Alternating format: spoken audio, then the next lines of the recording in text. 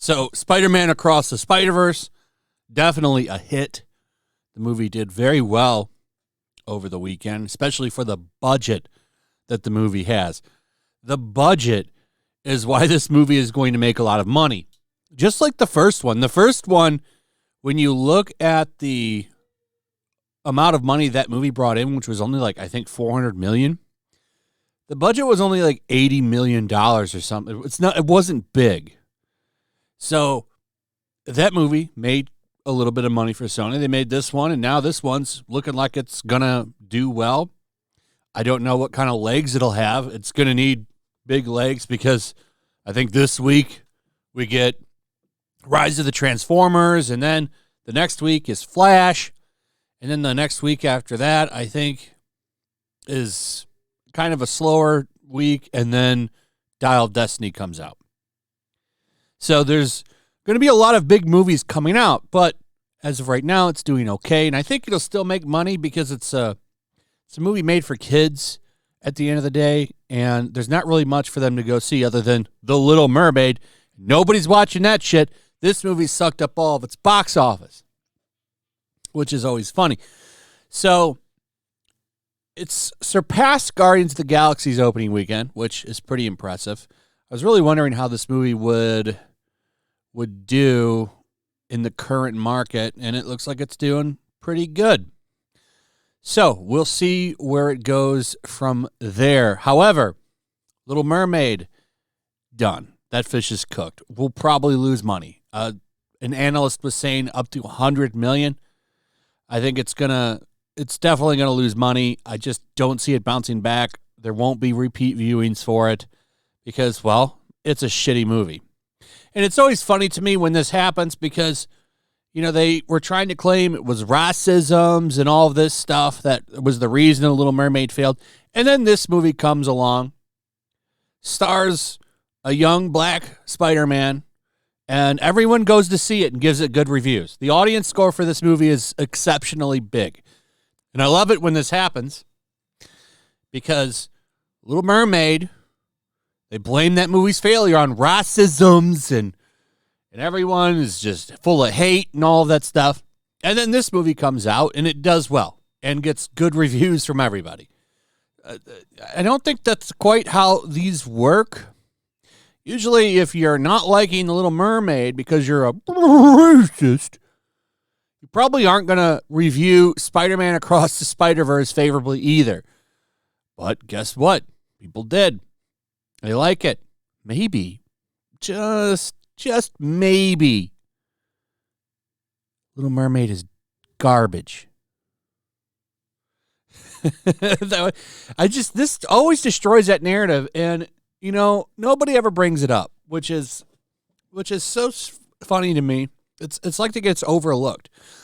These people will write an article calling you racist for not watching Little Mermaid one day, and then the very next day talk about how this movie's doing well.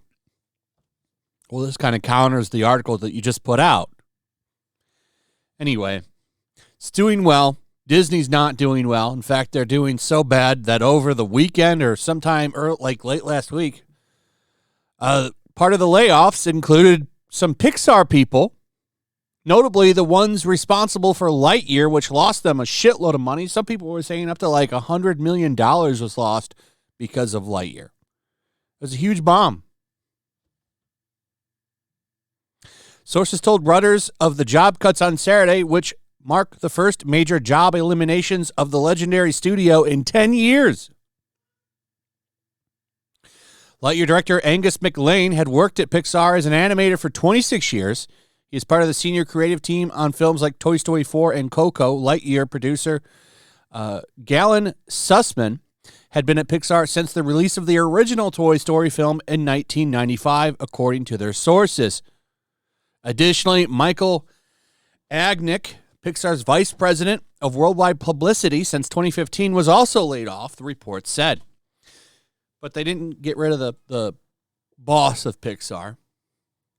You need to get rid of the rot at Pixar. That's what you need to do, but they're not going to do that. So, I look forward to Pixar failing again. Elemental, that movie that's coming out next to The Flash. All these Disney movies, it's hilarious to me that they're all coming out within the same amount of time. Literally, Elemental comes out like 1 or 2 weeks before Indiana Jones. Why are you cannibalizing your own movies? I really just don't understand it. It's really strange. It seems like a dumb marketing strategy, but whatever. Disney gonna Disney. So that Elemental movie already predicted to bomb, saying it's going to make like $40 million its opening weekend. Now, I don't know if that'll happen because it didn't look like Spider-Verse was going to make any money because there were reports saying that one wasn't going to make much money either. It did, so you never know with these things. But sometimes they're right. I don't see good scores over on Rotten Tomatoes for Elemental either, so we'll see. Disney just not having a good year. And now they're firing people responsible for flopping them. Here's an even funnier one. Johnny Depp potential comeback as Captain Jack Sparrow in the Pirates of the Caribbean franchise has not been ruled out by Disney. Isn't that interesting? Isn't that interesting? They're going to have to go back to Johnny Depp because they know, I would hope they know, the idea of resurrecting that franchise without him is suicide and won't make money. As much as they want to think they can do it without him, it's not going to work. There's been reports left and right that like Margot Robbie's going to come in and all this stuff. Yeah, that's not going to swing that franchise back up. You got to have Captain Jack Sparrow or it's not going to work, and you can't recast him. You can't do a Captain Jack Sparrow young movie without Johnny Depp either, because you need him to at least maybe cameo. You need him to maybe sit in a room with somebody by him where he tells the story of you need him to narrate it, basically, if you're going to do that. You need him attached to it to heal everything. And it's their own damn fault when they came out and basically said they weren't going to work with him again. If they just not said anything and maybe said, oh, well, maybe we'll still work with him, we don't know, they wouldn't be in this position. But they decided to virtue signal and outbid him in the ass, and now they're going to have to beg this man. Beg him to come back. And they're probably going to have to give him a fat-ass paycheck, too. And I don't even know how big it would take. I don't know. I don't even know how big the check would be to get him to come back, if he even would come back. But this all happened in a recent interview with the New York Times. Disney Studios motion picture production president Sean Bailey discussed the future of the sixth film and left the door for Depp's potential return open. We think we have some really good, exciting story that honors the films that have come before, but also has something new to say. He stated, when asked if Depp might be part of the story, Bailey replied that the studio was non-committal at this point. And though it is not a resounding yes, it is also not exactly a no. And that tells me that they've been talking about it. They're kicking around the idea. And it's going to be funny because he shit all over them. Said I'd never go back to them and stuff. So they would literally have to get on their knees and beg for him to come back. And if they beg him to come back and he does, that's still a win for him, in my opinion, because they had to get on their knees and beg the man to come back. Beg like dogs. So it's funny. I hope he does come back, because they'll have to beg on their knees and work his zipper to get him come back, because he doesn't need them anymore. Look how well that French movie he's making is doing. Like, it's not out yet, but that movie's going to do gangbusters once it releases everywhere. It's got a low budget, so even if it doesn't make it a massive amount of money, it'll still be a hit. So we'll see what happens, but this movie that they're talking about that's going to honor the past, you can't do that without Jack Sparrow. Jack Sparrow needs to be in the movie. Even if it's just for 5 or 10 minutes. You can't do that without him. And that 5 or 10 minutes with him, that's going to cost you a shitload of money. So we'll see. I do think he would go back if they pay him well and maybe make some kind of a statement. He's a smart man. Probably force them to make a statement saying it was a mistake to let him go. And boy, that would be glorious.